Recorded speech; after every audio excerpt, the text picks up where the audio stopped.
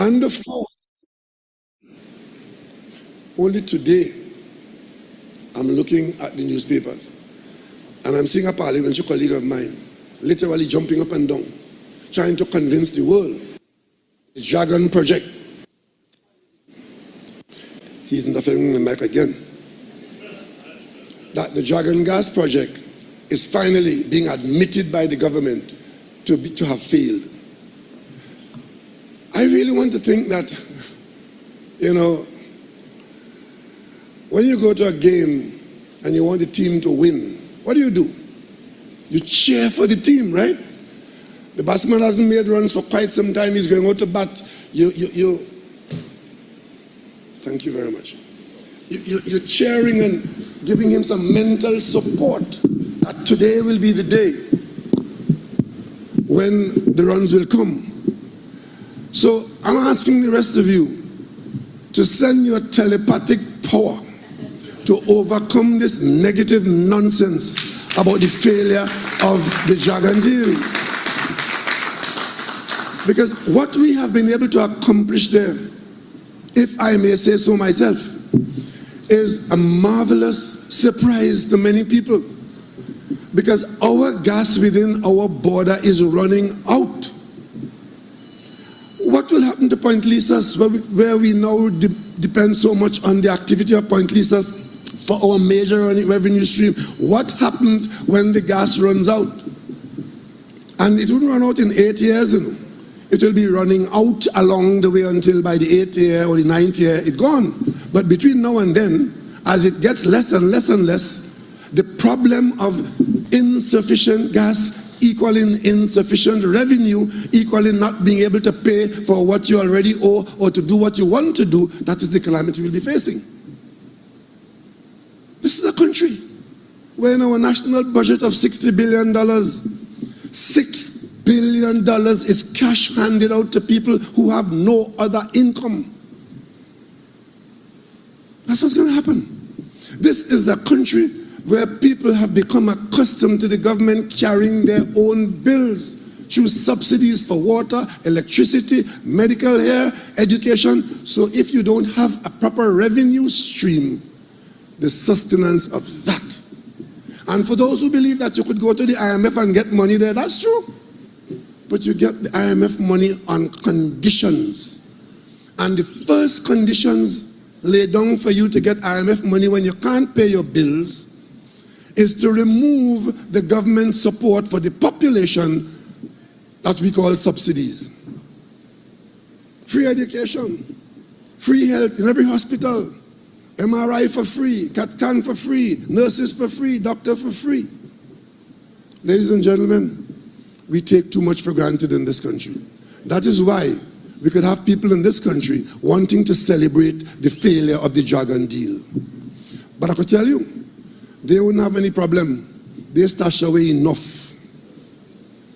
So you who haven't stashed away anything, it is your condition that they're laughing at.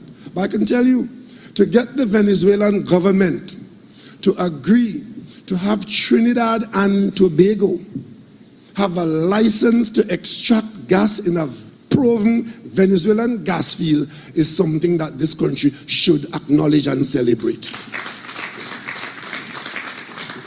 And of course, we got that during a time when the geopolitics is such that the United States and other countries, which shall remain nameless, are setting new parameters and new terms of trade. And sanctions by one country against another country could have the effect of destroying our economy. We're not involved in it. But it could destroy everything that we represent and that we hope for. And it takes a lot of good leadership to navigate between these grinding gears, to come away in an era of sanctions by the United States against Venezuela with an OFAC license from the Office of Foreign Asset Control, where Trinidad and Tobago has in fact the license to operate without the sanctions. And we simply have to have a commitment and to earn the respect of those we do business with to ensure that we move from talk to walking the outcome, because the future of our country depends on it. If you see us losing that OFAC license, as you will see in the news if it happens, then you know you're cook. If you see the Venezuelans not allowing us to use the Dragon Field, then you know that we are in difficulty.